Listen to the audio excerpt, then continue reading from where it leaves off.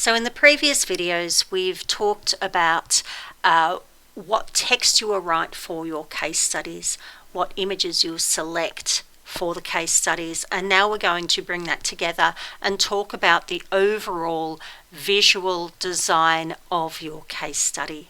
And I'm going to show you some examples out in the wild of some really good case studies that I've come across and show how the design principles work to creating a really compelling case study that people want to read. Now, the first thing you'll probably select is the theme or the overall design of your portfolio website. Now, that is really your professional identity and brand. One thing to remember about portfolio websites is the focus should be on the content.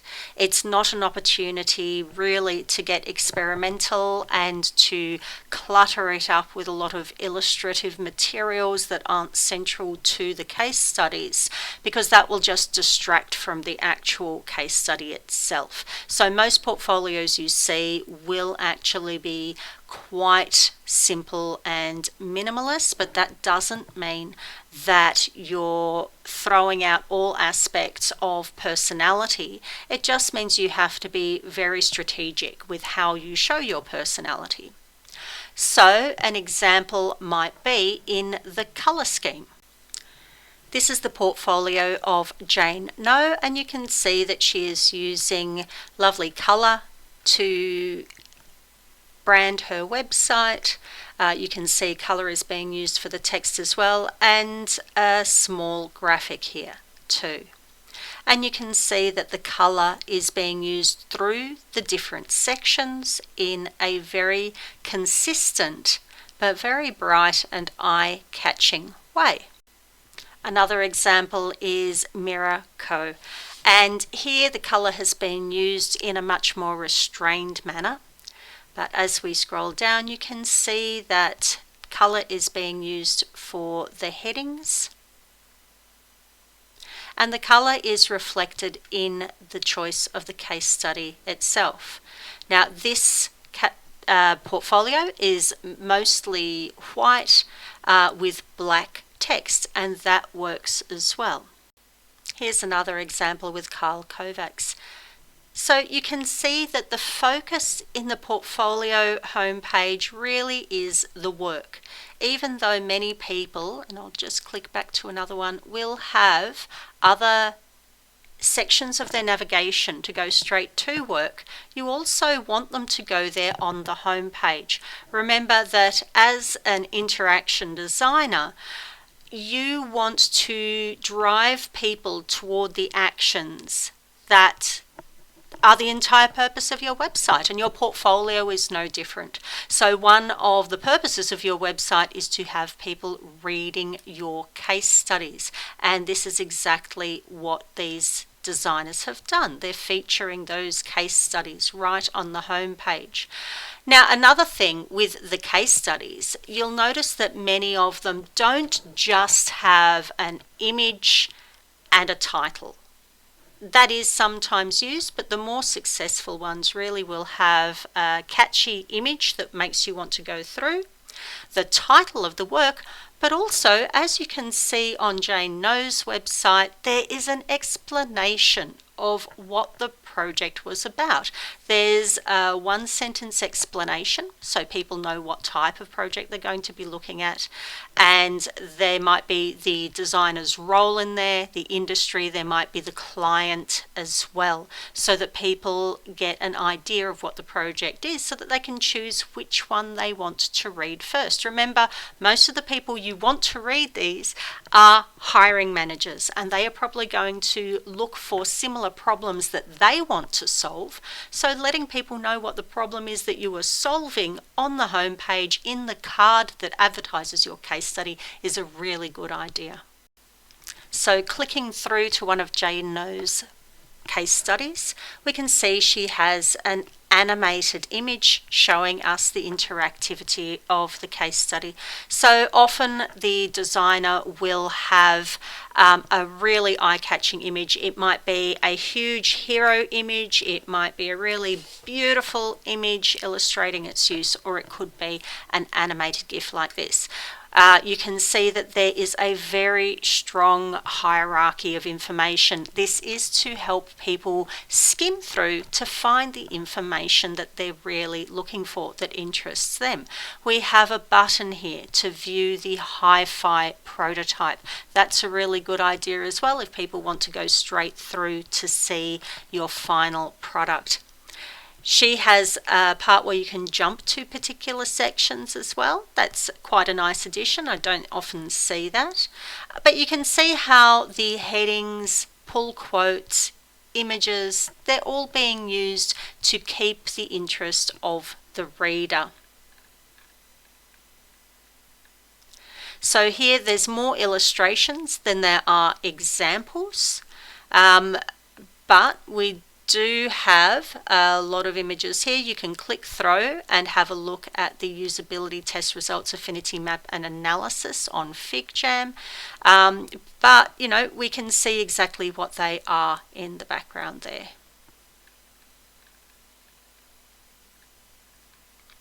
So more animated images here to help people understand what's happening. And then we get to the end part. Now, I do recommend avoiding this phrase. A lot of designers will use it. It has a very tragic meaning in 20th century history. So I would always say use the design solution, or the final design is a much better term to use.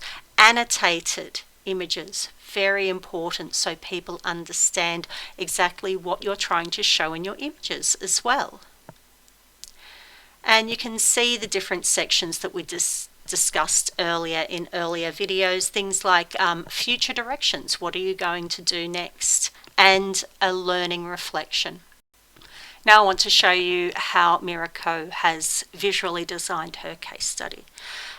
So here we've got the hero image starting it off of the final design, which is a great idea because that really catches people's eye and they understand what the project was about. Again, we have a very, very strong information hierarchy in the typography. You can also see that different sections are very much contained, so it is really clear which section is being talked about at a time. Again, we've got an animated image, which is great.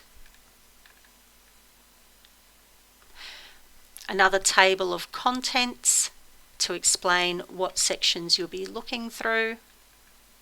And you see how there's a table here.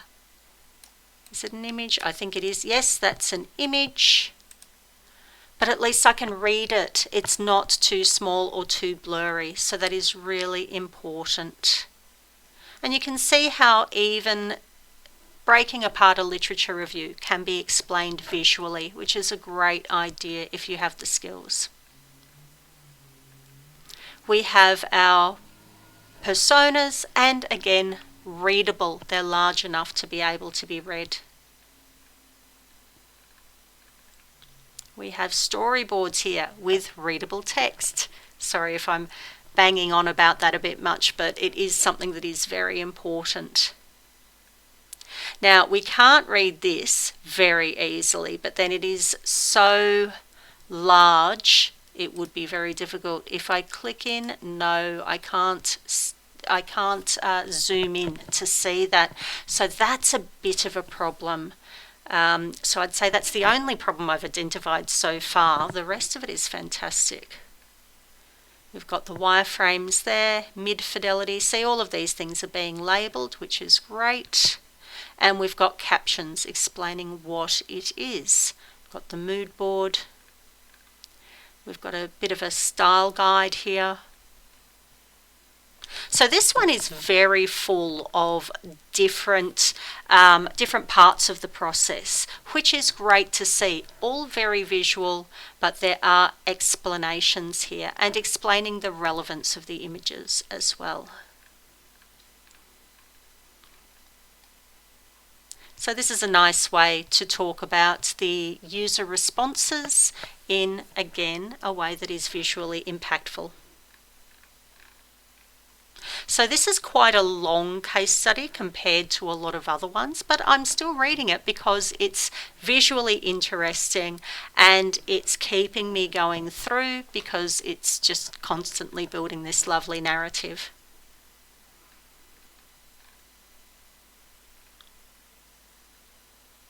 And then there is a call to action at the end, have a look at my other projects. And that's a good idea. If you've got a very long scrolling case study, you might also want to add some navigation. There we are, navigation at the bottom of the page so that someone might go through and have a look at other parts of the website without having to scroll all the way back to the top of the page again. Now, there are so many amazing UX portfolio websites out there. I could easily take an hour going through them one by one and pointing out the wonderful parts of them and perhaps parts that could be improved. But what I'll do is I'll let you do that on your own. Use your critical thinking skills and your design abilities to think about why things are working really well in different portfolios and maybe what could be done better to help with the readability. So remember, you want to have your personality come through, but you don't want that to result in clutter. It still needs to be lovely and clean, easy to navigate, easy to understand the information hierarchy, and the focus needs to be on those case studies. Treat your portfolio website as you would another website design. In that, you want to have consistent branding all throughout. You want the typography to match well with the color scheme and the purpose of your website. You want the typography to be incredibly readable, and especially with a case study, you want to have a strong information hierarchy so people know what section they are reading about. And like other website designs, think about the call to action. What do you want the reader to do? Usually you want them to read your case study.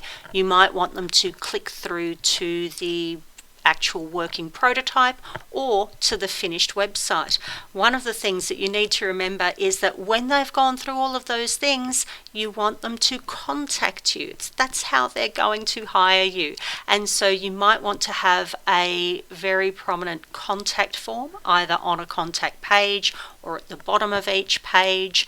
You might be having your email address in the footer or the header. Many designers will have links to their social media in the header so that it is really easy to find them on LinkedIn, Behance, or their other social media platforms. And lastly, go out and have a look at other people's portfolios. Draw inspiration from them because there's a reason why successful designers usually use the same structure to their UX and UI portfolios. It's because that's what people are looking for. That's what works. At the same time, while you are looking at these other designers' websites, don't copy them. Because remember, part of the portfolio is conveying personality, and you want to convey a bit of your personality, not somebody else's personality. So think of the color schemes that best reflect you as a designer, the fonts, the layouts. Keep it as simple as you can to keep that focus on the case study itself. Use white space to separate out sections so they're not running into each other and confusing the reader, so that you have nice white space around images. It's not running directly into text. Definitely choose fonts that work well together, and remember that the portfolio itself is going to convey your designerly skills, so your ability to do layout, typography, choose and optimize web images, but also those soft skills that employers are looking for, your ability to communicate. How do you think about and convey the design process? How do you communicate your design decisions? How do you argue why a piece of evidence shows that one design solution is better than another design solution? When you're using your images, how can you use those images to support those design decisions too? Do you have a before and after shot to say the work looked like this beforehand, but then I applied all of this learning and then it looked like this? And that can be another way that you can use the text and the images really to showcase your design skills. My last tip is don't be scared of feedback. A portfolio is a very personal project, and sometimes that means people are a bit scared to show people, to get feedback, especially in the early days of development, just in case the feedback is negative. If you're surrounded by designers, they are the best people to give you feedback on what would impress other designers in your portfolio. So embrace that feedback, embrace it early. It can stop you going down the wrong path and putting too much work into something that's not quite hitting the mark of what you're trying to achieve. But do remember with that feedback that they need to understand the look and feel you're conveying. Your portfolio is your work, not their work. But that being said, you can get some great feedback from other designers, other design students, design lecturers, and always seek that feedback to improve your portfolio and keep improving your portfolio. It's not something you set and forget. You will constantly update your portfolio as you go, and occasionally you're going to change the overall design as your professional identity evolves over time. Good luck.